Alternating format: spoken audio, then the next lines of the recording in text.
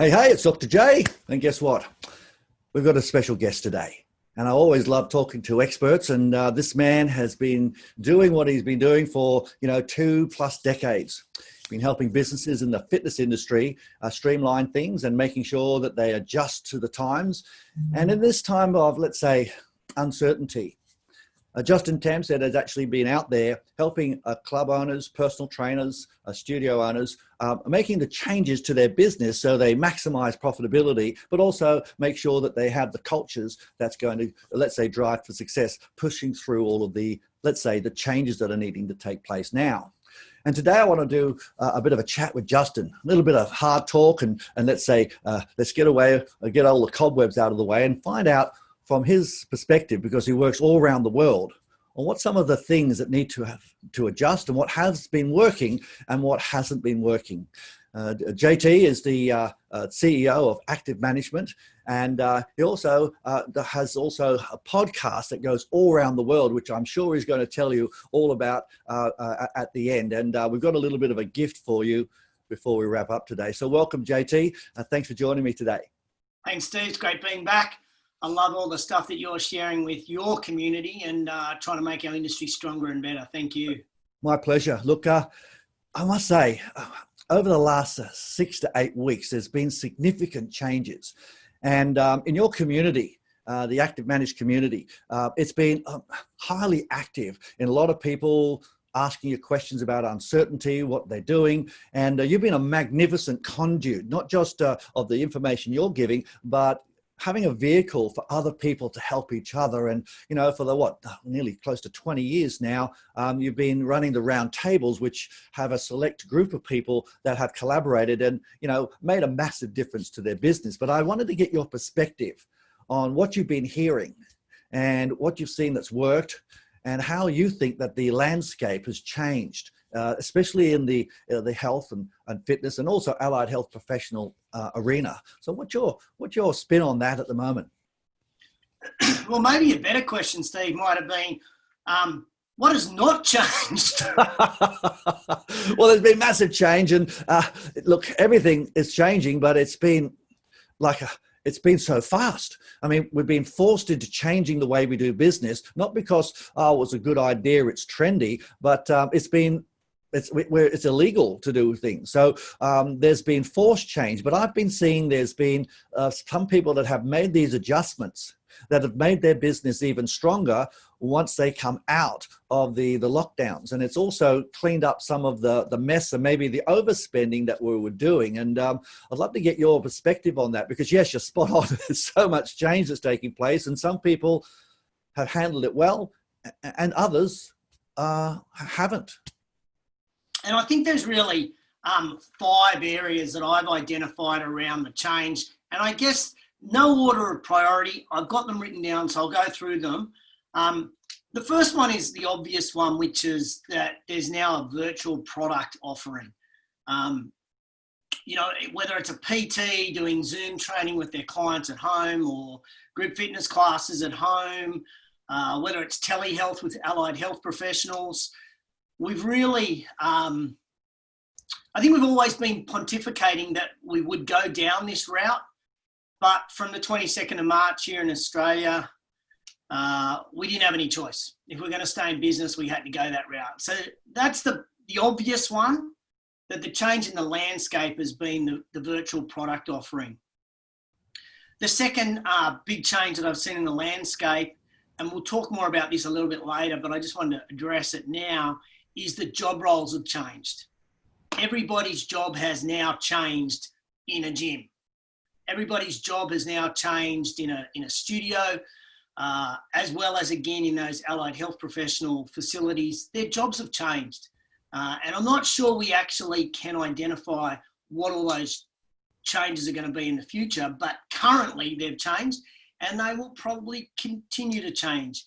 And so as a result, in that landscape, we'll probably see some people changes as well, because some people are not going to like the new changes. The third one, and I think this is unknown impact, Steve, on our industry, an unknown impact on the landscape of our training offering, and that is what the future of functional training looks like because of the sharing of equipment. The traditional, what you and I did 30 years ago, the circuit classes that all of a sudden were given a new name and a new lease on life called functional fitness. There's a lot of equipment sharing there. So I don't know what that's going to look like moving forward. I think in the short term, there's going to be a fair bit of restriction on what we can do. Long term, we may revert back. We'll just have to wait and see. Number 4 is, unfortunately or fortunately, the reality is not everyone is going to reopen.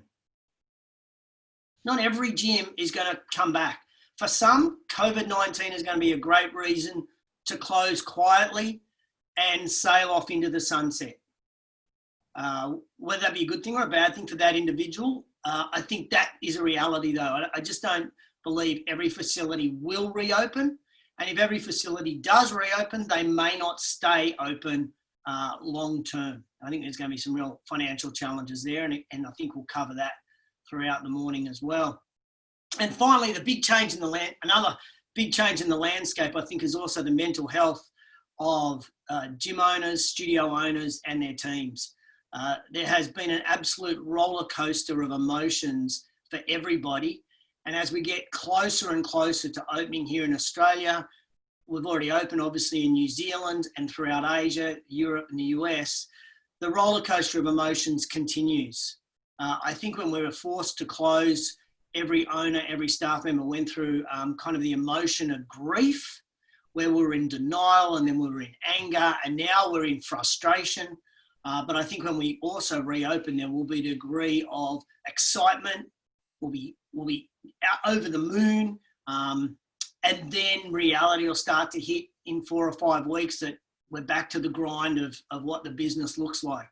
So I think the emotional toll is going to be enormous on the decision makers around our industry, as well as the people that are providing the service. So they're my, I guess, top 5 landscape changes. Look, that's really insightful, because I think a lot of people, sure, they said we've gone virtual and so forth. But from where we're sitting, we're seeing a lot of people from the beginning where the unknown was really scary. A lot of people that we've been working with and seen others outside of our network, some have actually taken the opportunity to, how can we say, clean out the nest, become a little bit more savvy with what they spend, but also look at profitability and ROI in a different way, but not make the changes. And as we were talking before, I did a great interview with Richard Beattie the other day, and we talked about scenarios. Where it comes down to businesses, a lot of people just don't know what they don't know. And when it comes down to, well, what are we going to do? How much money can we make? Can we stay afloat? The scenario protocols are to say, well, we have fixed costs that are going to be around, and sure, we might have some adjustments with rent. But the only variable costs that we can actually maneuver are the big ones, which are personnel. And how can we keep those people on? How are we going to give a delivery? And with a virtual product that they've actually started to create, and what we have now is it's in its, how can we say, in its infancy. But I can assure you, because we've been forced into doing this, and the community as such, as you said, people are going to do virtual, but now the whole community of Australia, New Zealand, Asia have been forced to accept a virtual product. So now they've got used to it for the last 10 to 12 weeks. Now that's become a habit. So now that's an offering that we can actually utilize to not have position as a the kudos to make sure you're making enough sales and revenues and clients. Now the whole world can have your product via virtual model, because people have now got used to doing it. It's actually that tipping point we talked about earlier. So I think there's been some positives. I think there will be some unfortunate significant changes in some of the businesses. But one of the big things that I think has taken place, and I'd love to get your spin on this, is what management things, because you are an expert in management and making sure all the operational components work well in the businesses. From your perspective, and because you work so intimately with the people on the round table, and also you're on a lot of boards and you're presenting it overseas, webinars now, whatever we call them. What adjustments should businesses be making? Now, the obvious is, okay, on their personnel, but what have you seen from a business point of view? Should a business owner or even a manager start to be looking at now, because we're just going through that reopening stage, and they need to be prepared? Yeah, and I think I guess this is something that we've all got to get used to. But I think one of the important things I look at, Steve, is people are saying, well, this is the new normal. I don't agree with that. What I believe is the new normal will start around about September, October. I agree 100%, because we are in the pre-new normal. No, you're spot on, because we have that JobKeeper in Australia, which is going to keep a lot of things buoyant. Now, unless they take this time to actually do the things that are necessary and be swift at it, when September comes around, when the government is saying, well, you've got enough time to get back on your feet, I think that's when it's really going to be the vinegar stroke, so to speak. Yeah, no, look, I think that's the key point. So I also think, in that this pre-new normal is every member in a club is going to be cleaning what they've done and all of that sort of stuff. And then eventually, because there's no outbreaks, we get apathetic. We go back to our old habits, which means we go back to the old normal, which is now the new normal come September. So I think there's a whole range of things that we've got to just get our head around there. But the number one thing that I think in the first 90 days of reopening from a management perspective is what I said around the landscape, one of the landscape changes, and that is the job roles. I really think the number one job role of every single person is going to be a cleaner. And I think this is going to be a really interesting challenge for many people in our industry. Dare I say it without any offending anybody, we have a few egos in our industry. And we have a few people who maybe just like being the personal trainer and it's below them to clean, or they're the group fitness instructor and it's below them to clean. And in fact, there's owners who employ people, so therefore it's below them to clean. But I think this is where we all have to work together. And the number one job responsibility, regardless of where you sit in that organisational chart, is that you're going to have to be a cleaner. You're going to have to get there out on the gym floor and set an example for the members. And if you're the owner or a manager of a department, set the example for your team by getting out there and cleaning. So as Richard Beattie said, the CEO of Exercise New Zealand, he said that cleaning is the new black. And he actually had a lovely expression that they're using in NZ, saying that they use a process, or he's recommending they use a process called above and beyond. And what they're doing is, he's saying, well, exactly what you're saying. Everyone's got to be not just cleaning, but seen to be cleaning. And he said, look, you might want to use all the nice smelling stuff, but make sure people can smell that you're cleaning. So they say, oh, what's that smell? Now, making sure that they can smell it, they can see it, and it's all the time. You say, we're going above and beyond. I think that he's on the same page as yourself. And if everyone said that's in the job description now, and make sure it is in there and they agree to it, and then have accountability, I think that's going to make sure that let's say the consumer feels safe. And if you had a USP, we go above and beyond and start putting those things out to make people feel safe to come to their gym. That's going to go a long way in helping people. So I think that's a big rock, guys. Guys, write this down, because these are things that you might have thought about, but I would strongly recommend that you take some action on it. Yeah, I agree with you, mate. That's spot on the money.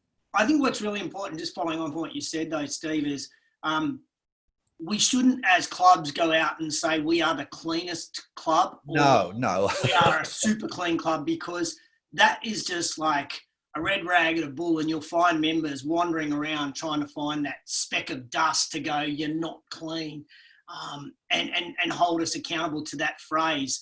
So I think we've got to be saying we're a sanitised club. We're striving to be super clean, super hygienic, and we can always do better. I want to give you a couple of examples of clubs that we work with. One club in the States, the Newtown Athletic Club, the owner there is Jim Worthington, and Jim is currently putting together a tilt to get into the US Senate. He's independently wealthy. He's extremely loved by everybody in his community. There is a high chance he will, in fact, make the Senate, hopefully for him. However, I think it's 2 or 3 times a week he is rostered on in his gym for 1 hour to be on the floor cleaning. So that is a true leader, getting down there and cleaning. The other example that I would give is Gainesville Health and Fitness. And Gainesville and Debbie Lee, who's on our marketing roundtable in the US, they put this together. And I think this is a really cool idea, is they did videos to reintroduce all of the staff to the members. So this was posted on socials. And the video kind of went something like this. "Hi, my name's Justin. I'm in the housekeeping team at Gainesville Health and Fitness. So my job is to keep the club hygienic and sanitised so that you can feel safe working out. By the way, you'll also see me on the welcome desk when you come into the club." Oh, that's great. Isn't that fantastic? And getting on the front foot, I saw a really lovely video from Plus Fitness, one of our clients, Boris from Liverpool. He had this video that head office created, and they were talking about specifically about how they clean their club. And funnily enough, when he posted it, one of their members jumped on there and said he's been to lots of clubs all around Australia, and he said, this member, that it was by far the cleanest club, and their eye for detail for cleanliness was great. And having those sorts of, let's say, referrals or recommendations that go with that type of thing it's priceless. It's gold.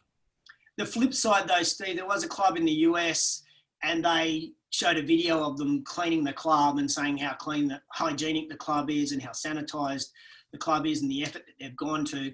And for some reason or somehow, people identified that there was a void in their cleaning process.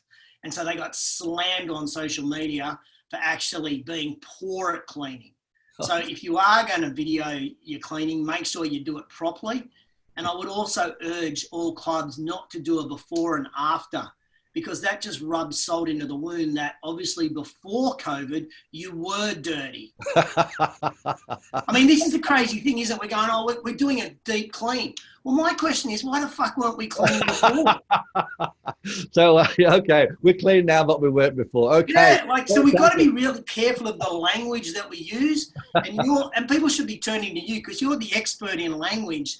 But the language that we use is so critical here so as not to position ourselves poorly pre-COVID. Okay, Scare the proverbial out of people, we need to go back to the language of, yep, we were clean, but now we're cleaner. All right, so given that cleaning is a big rock, and you're spot on the money, and safety is going to be a nice USP, but I think you're spot on the money. We don't say we're the only people that do it. Don't go into a war with the people up the road. No. But there's lots of different types of businesses we work with, isn't there? Especially in the health and wellness arena. We've got the big box clubs. We've got the medium box. We have the smaller clubs, the franchise type facilities. We also have allied health professionals, where you and I work with physiotherapists and osteopaths and so forth. I'd love to get from your perspective what you've seen that you feel that could be one or two of the biggest challenges that they're going to have post, let's say, that September. And the question, well, just dovetail that with, are studios and personal trainers going to have the same challenges? Yeah, look, I think business is going to have the same challenge. All of us are going to face similar challenges. I'm actually calling it the COVID DOMS. So we've gone through the hard workout. We're a bit tender at the moment, but we're really going to face the pain 2 or 3 days later, but in this case, 2 or 3 months later. So COVID DOMS will kick in. The most important thing for us is we've probably already used our cash reserves. And that's going to be a problem because we're going to need to go back out and we've got to market our club. I think it doesn't really matter whether we're an allied health professional or we're a fitness business or we're a car dealership. We still need to get our message out into the community that we're in business and that you can come and join and you can buy your cars from us. You can have your physio treatment, you can have your massage, whatever it may be. And the reality is we need some cash for that. So I actually think the biggest challenge that most businesses are going to face is they're going to be cash strapped. And certainly in Australia, we got great funding from the government during COVID to pay our bills because our income stopped. Well, business reopens. The average gym we're seeing around the world in that first 2 to 3 weeks is getting somewhere between 30 to 50% of our members back. And then another 20 to 30% of members are saying they're going to come back within 60 days. So the question becomes, when do you turn on their billing? And I would assume the same would be with allied health. When do they come back? So we got this void of 60 to 90 days where cash is not going to be flowing through the business.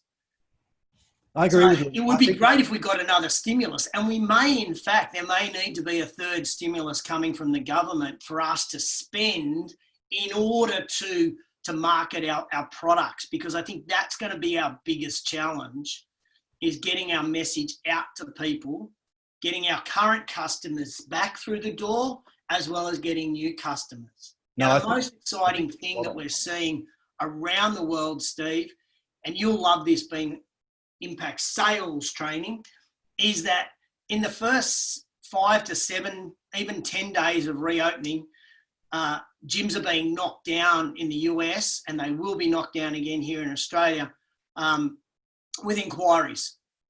People are just got cabin fever and wanting to join gyms. So that's super exciting, that we're going to be getting cash coming in because we're going to have these new members, but we've got to use that cash wisely. I think cash flow is king. And when it comes down to everyone says, oh, we joined the fitness fraternity because of a lifestyle. Look, we know that. We don't have to spruik that. But let's talk it black and white. It's profit and it's cash flow. Now, you're spot on. A lot of people have spent their, let's say, rainy day cash and keeping things up and running, and hopefully the landlords have been kind, and look, we've had to lay staff off and so forth. But cash flow is king. And what they do now before they open is getting their marketing organized.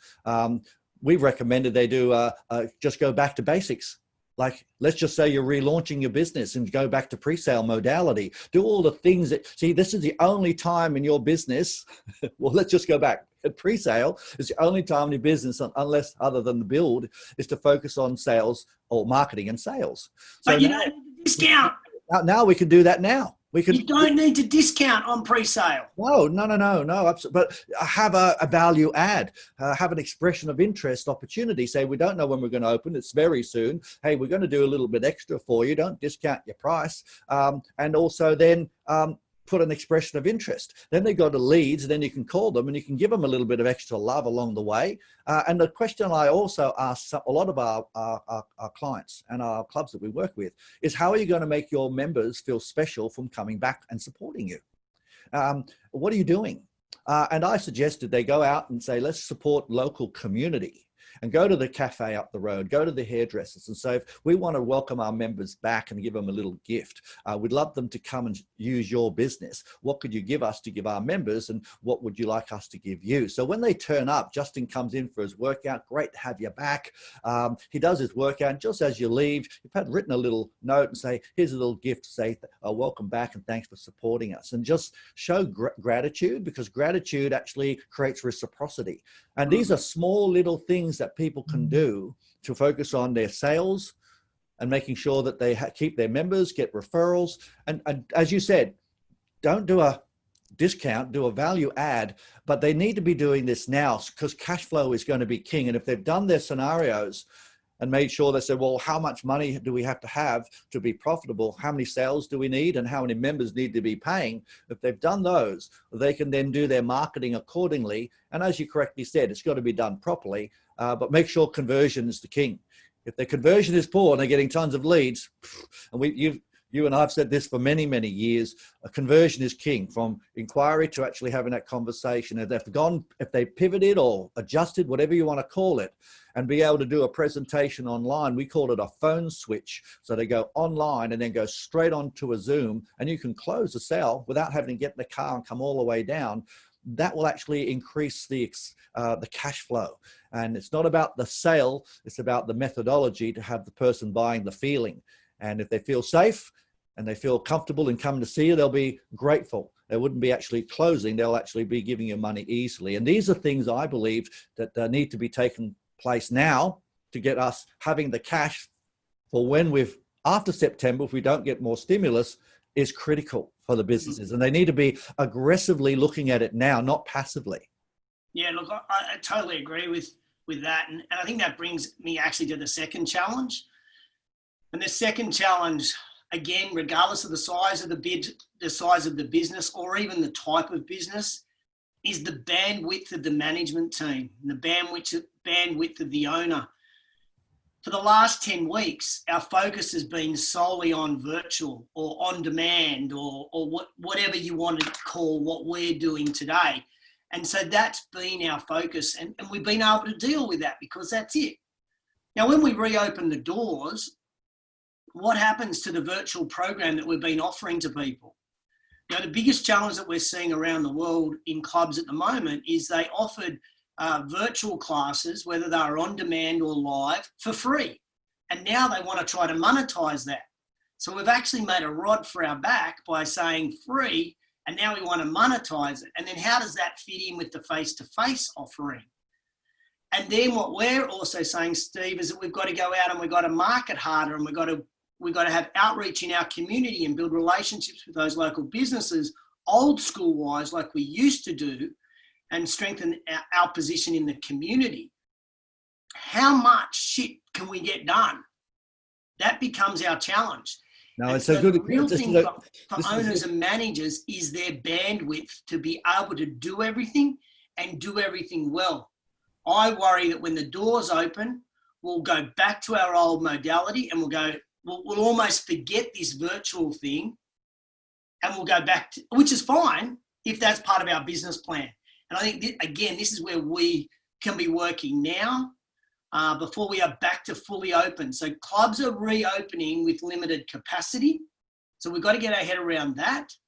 But at the same time, we can be thinking about, what does our club of the future look like? And I actually say to clubs, take yourself forward to October or September or whatever date, and then work backwards on what you want to achieve by certain dates, so that you'll hit that benchmark or the product offering or the service offering that you want by September, October.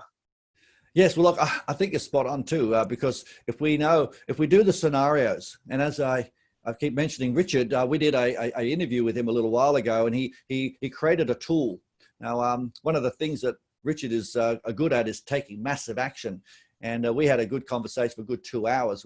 He created a tool that people can get hold of and they can know after September how much money they need to be making from memberships. So whether we get 30% back or 60% back, how many do we need to get back? And if we've only got 50% back, how many extra sales do we need to do? And he suggested doing a little bit of an add-on and putting the prices up, not actually discounting. And yeah, I've got clubs in the States that are doing that. Yeah, so that's so now we increase the yield, give them a little bit of extra. That means that the return is high, and maintaining your virtual product as well. So ROI, that's the cash call. What are you doing, and what ROI are you getting for it? And this is an interesting conversation, because a lot of people do a lot of stuff that they don't measure the ROI. So sit down and say, what are your priorities to be able to give great service and make sure the business is healthy, as well as keeping the members happy? What are you doing that's going to maximize your ROI and post-September? And I think I think that's a message that I'd love everyone to be able to think about right now after they listen to this. Yeah, that's a really important point. So the third challenge, Steve, is, and I'm not sure if this is actually a challenge. Well, no, I think the challenge is actually owners facing the brutal fact.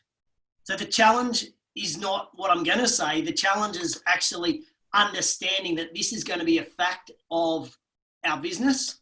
Not everyone's coming back. So we don't know what we don't know. And unfortunately, we're going into uncharted areas. And I think we need to look at the people that are doing it right now. And, you know, our neighbours in New Zealand have opened their businesses. I strongly recommend people reaching out and seeing what they're doing and look what other people are doing, because in Australia, we're just in a very small phase of opening again. And also, you know, in other states, it's going to happen a little bit slower, but it is going to happen. So we've got a little bit of time to be able to learn the lessons that other people have learned and learn from their mistakes. Isn't that better to learn from other people's mistakes than making them yourself? Because they can be costly. And mate, I can't tell you how grateful I am for my job to be able to help Australian clubs, because I work with around about 50 different fitness businesses in the United States, or at the moment, the un-United States. And each one of those clubs varies. One of the clients that we work with has 50 clubs. Another one has, I think, 60,000 members. So a huge variety of clubs. And in each state in the United States, they're in a completely different scenario on how they can open or reopen. And so I get to have these conversations with people every single week and just hear about what they're doing and what they're not doing, what's working, what's not working. And so people here in Australia, I get to share some of those insights, and they're like, wow, that's like getting it, the exclusive before it goes public. Look, this is something I want to talk about as well, because we've talked enough about what needs to be taking place. And look, they can certainly call yourself or myself to actually have that conversation. And I know you've got a little gift for everyone at the end of our chat today. But given there's been a big adjustment in our industry, I know that with active management and the round tables, you've made some adjustments too, very successfully. I'd love to hear about what you've changed, what you've been doing a little bit at Active, and also how you've adjusted your round tables, because they've been hugely successful, and it does give people a conduit to plug in to those exclusive, let's say, premier opportunities that no one else hears about. Yeah, it's a good question. And I think when COVID hit, I think I got on the front foot very early with my customers and my clients. And I just contacted them and was really open and honest with everybody that we work with, and just said, I would love to not charge you moving for the next until you reopen. I said, but the reality is, I have a wife, I have a child, I have a mortgage, we've got to eat, we've got to live. So I'm not going to stop billing you. But what I will do is I'll be at your beck and call 24 hours a day, 7 days a week. And yes, I had calls at 9 o'clock at night. I had calls on Sundays and Saturdays. And as much as that may have disturbed my work-life balance that I like to have, we didn't lose a customer. We didn't lose a client. And I think because of that transparency and honesty up front made it simpler for me, I guess, to continue to bill people and continue to work with clients. So we actually didn't lose any of our key clients over this period. We've picked up a couple because of and we can talk about what that looks like, why we might have picked them up in a minute. But I think one of the most important things through this whole process, and still even going forward, is transparency to our customers. And I would implore owners and managers of any size business to maintain their communication with their customers and their clients at this time. You cannot over communicate at the moment. Things change so rapidly that the communication needs to continue to happen. you know, there's a new government regulation that comes out, or all of a sudden you can now do this, or now you've got this product that you're now offering. You cannot over communicate. And that was one thing that I really emphasized with all the people we work with. And I think we led from the front with them by really over communicating on a regular basis with them. And I think that might have saved our business, because our business, like your business, is really sitting at the mercy of the success of clubs. And, you know, when you're closed, you don't need a sales trainer. And when you're closed, you don't need a management consultant or a leadership expert. Absolutely. But and perhaps you did. Well, I think that's interesting, because what we've all said, well, let's do more.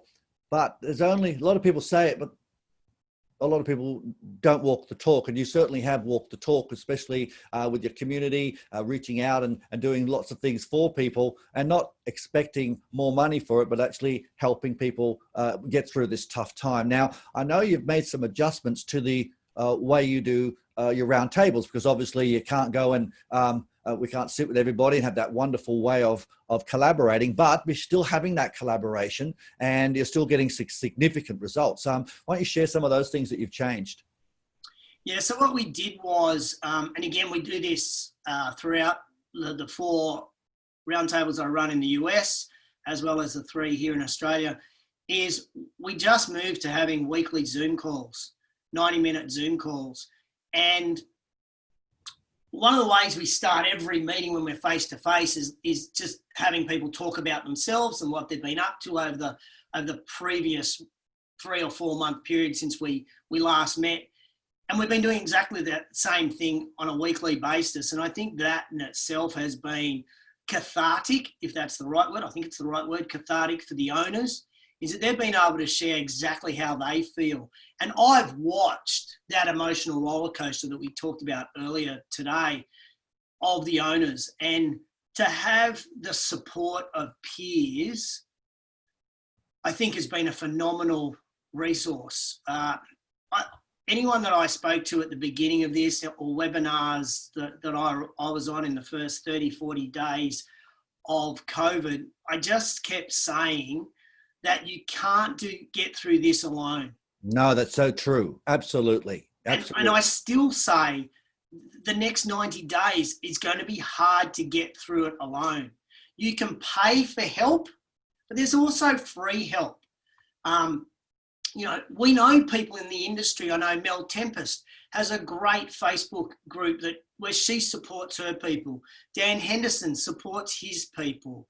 I know Jimmy McDonald has people that he supports. There are Facebook groups that club owners can join for that support in that community.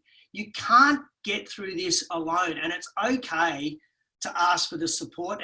And that's what I saw, Steve, with our round tables is yes, we learned how to file for our loans from the bank, and we learned how to handle Job Seeker and Job Keeper, and we learned the marketing, and we learned apps and tools for us to be able to push out a virtual program or an on-demand program.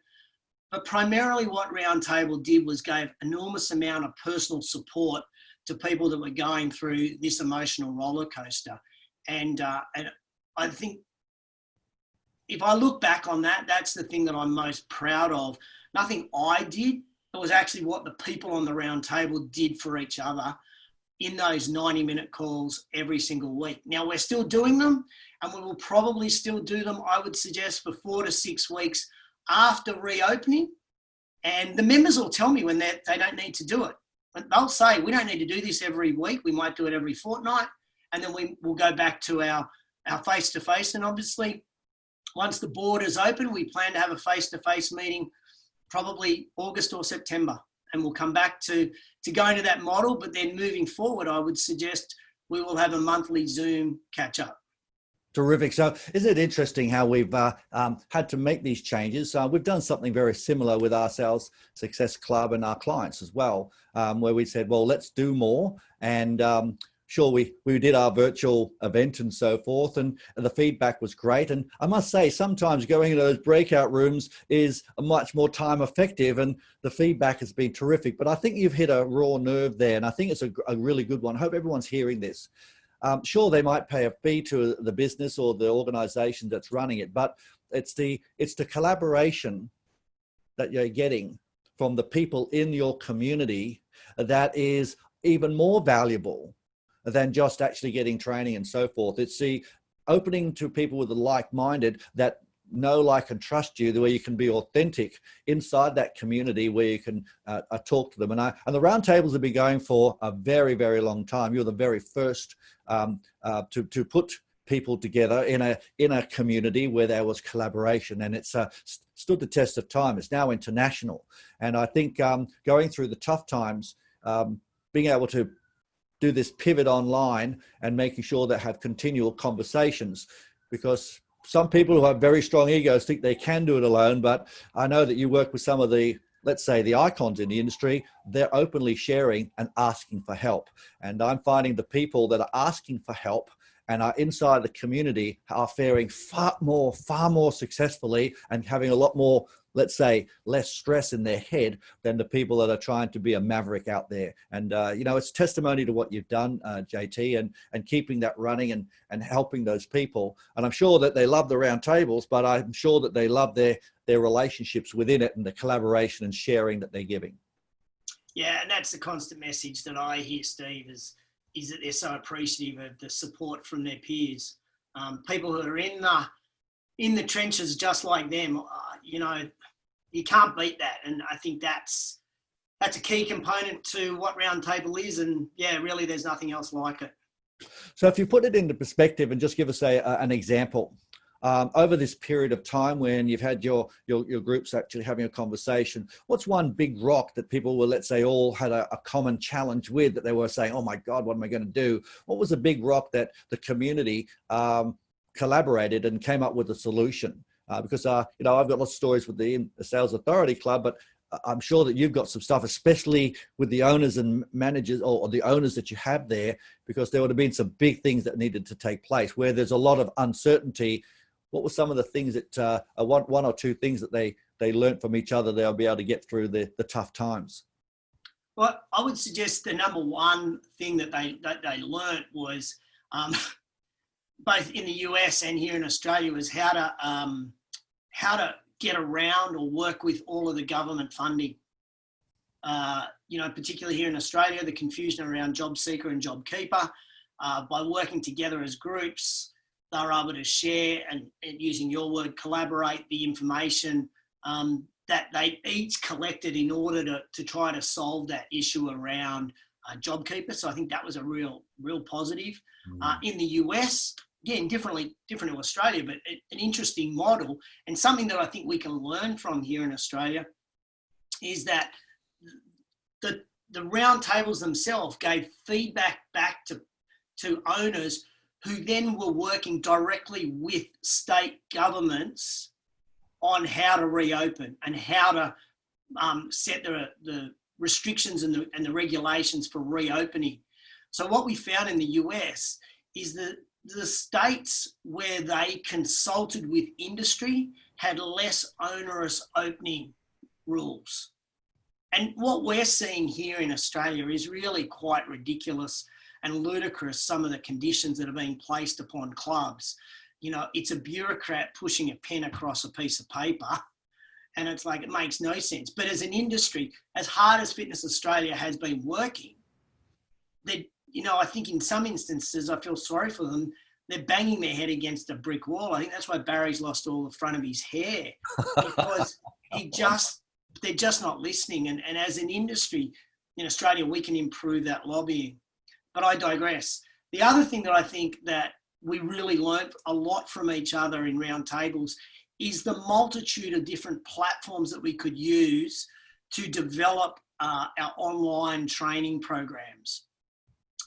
So we were able to put together almost like a checklist or a snapshot of almost every product that was out there and work out the pros and the cons, the old Benjamin Franklin close, Steve. the pros and the cons of every one of the products before you would go forth and buy that or implement it into your club. So that was a real tangible thing that people pulled out of roundtable meetings over the course of the 8 weeks as we explored what software and what platforms to use to move to that virtual model. Great. Well, that's awesome having people go and do the research, because some people love doing research and others don't. So they can have the benefit of their skill set on doing research and come back where other people are good at implementing. And I think having those groups of people, which are, they are chosen. They're not just, I can just come along. They need to be accepted by the group, and it makes a massive difference. I just echo what you said, guys. I want everyone to hear what Justin said. You can't do this alone. And I'm a massive advocate of the roundtables, have been from the get-go, all about collaborating with people that know, like, and trust each other, so you can be incredibly authentic. And the camaraderie that you get from going through tough times takes you through into the good times where you can celebrate together. Now, JT, you're saying that... Steve, again, just going on that, I just want to, again, reinforce to everybody that there are online communities that you don't have to pay to join. You can be part of an online community and a Facebook group or perhaps another platform group where there is support there for you, where you can get advice, where you can get someone just to pump up your tires when they need pumping up. So please get on Facebook and have a look at some of those communities that are out there. It could be the best move that you make over the next 90 days. If you don't have the cash to be able to join, roundtable or work in the sales success club, whatever it may be, just look online. There's free stuff there for you. Absolutely. And one of the keys there with, in the active management community, it's a very strong community. We have our Sales Success Club, which is our free Facebook page. Our paid one is the Sales Authority Club. But one of the things I've noticed, especially with the active management community, is that there's a lot of engagement. If you're going to join one of these groups, contribute and make sure that you ask questions. And you don't have to give them a lot of ideas if you don't have them, but ask questions and then say thank you and then be part of a community. That's what it's all about. A lot of people sit passively and the community is a little bit quiet. I would just recommend you joining a Facebook group, but be active in it and pop in there every day or so and put a post or two, so it really gets people talking and people will reach out to you and help you. Yeah, we put a post up, and I think we're up to over 70 posts now in our community, which was about reopening. And we just asked 3 questions. What's your best advice for reopening? What was the thing that surprised you? What was something that you wish you hadn't have done? And I know one of your clients that you work with, Willow Shanks. Willow said, "This is the best post I've seen in a community page." And she goes back and she said, "I visit this every couple of days because clubs are opening all over the world, and we're starting to, and so people are posting and like one person put, which I'd never thought of, never considered this, but this is such our industry, is that when they opened the doors, the members came flooding back and they just wanted to hug all of the staff, which of course you can't do because it's social distancing. And the owner said, we had not trained our staff in that. We didn't expect that. Now, he shared that in that community page. So now everybody after him now can train their staff that when the member comes up to go, they can go, whoa, social distancing, virtual hug, or whatever that case may be. But that's gold. I mean, that's the thing that we're learning. See, you'd never think of it. I actually had one of our clients ring up and say, "Oh, look, we're just coming back in there, Steve. What do we do in our sale? Because we have our social distancing, do we sit a metre and a half away?" I said, "Well, that's not going to build much rapport." She said, "Oh, should we go down to Bunnings and get a little perspex screen there?" I said, "Well, both have their disadvantages, but you're just going to have to pick which one's going to work well for your business." Yeah. Whether you have the 1.5 meters in Australia, it's 2 meters, I think, in England, or it's just a bit of perspex. So it was a very good question that I haven't even thought of either. So having those community conversations, I think, are gold. And I think you're spot on the money, whether it's an invested type of scenario when they join a tight community or they get onto a Facebook group, just contribute. And then we can all get through this together. Now, JT, we going to wrap up on this, but you said you're going to give us a little gift, and we were talking about doing a business check-up. What's that all about? Yeah, look, one of the things that we're finding, Steve, is just sitting down with an owner and asking them questions around their management and their leadership and what their strategy is moving forward. Particularly around, I guess, two things is what's their pricing look like with a new product offering. So their product offering is it going to be virtual? Is it going to be just face-to-face or a combination of both? I spoke with a client the other day, and when we went through this conversation, she said, we are shit at doing virtual. We much prefer to work with our clients face-to-face. I said, well, then turn that into, as you would call it, a USP, and tell the world that you are a face-to-face personal trainer and that you don't do virtual. And if you want virtual, then you're not the place that they should join. And so that's the kind of conversation that I would be offering to people watching today. If they just want to have a 45-minute, 30-minute conversation with me, well, we'll just do a healthy business check and we'll just talk about what their pricing looks like, what their product offering looks like, to give them some direction over the next 90 days. Terrific. And with the tidal wave of information that you get from all your communities, paid and also the Facebook groups and so forth, having that conversation with you, you'll be able to give them the one or two golden nuggets that they need that could actually make or break their business. So that's great. So guys, take down the details that I'll give you at the end of this, and JT will give you how you can get in contact with him and take him up on it. I mean, he's very generous with his time, and he'll cut to the chase in a good 30 minutes and take some massive action. Do not get hold of JT if you're not going to take action. Yeah, thanks. I like that. You're not contacting me, you're not going to take action. I like it. So let's make sure that you are going to listen to some, let's say, advice, have an action plan, and we kick some goals. So how can they get hold of this healthy business checkup? Well, look, they can just email me, jt@activemgmt.com.au. Say it again slowly, because I'm sure they're writing it down, mate. So we'll post it, but get them, just say it again. Yeah, jt@activemgmt.com.au. Search me on Facebook, LinkedIn, and just private message me or public message me or whatever you want to do. And your community is the active management community. Is that right? Yeah. So the Facebook page is Active Management Community. Just search that and we'll let you into that community. And once you contact me, I'll just give you a link and you can go and book a time that suits you. Simple as that. We'll make it quick and easy and painless. And make sure you're going to take massive action. All right, mate. Well, thanks so much for your time.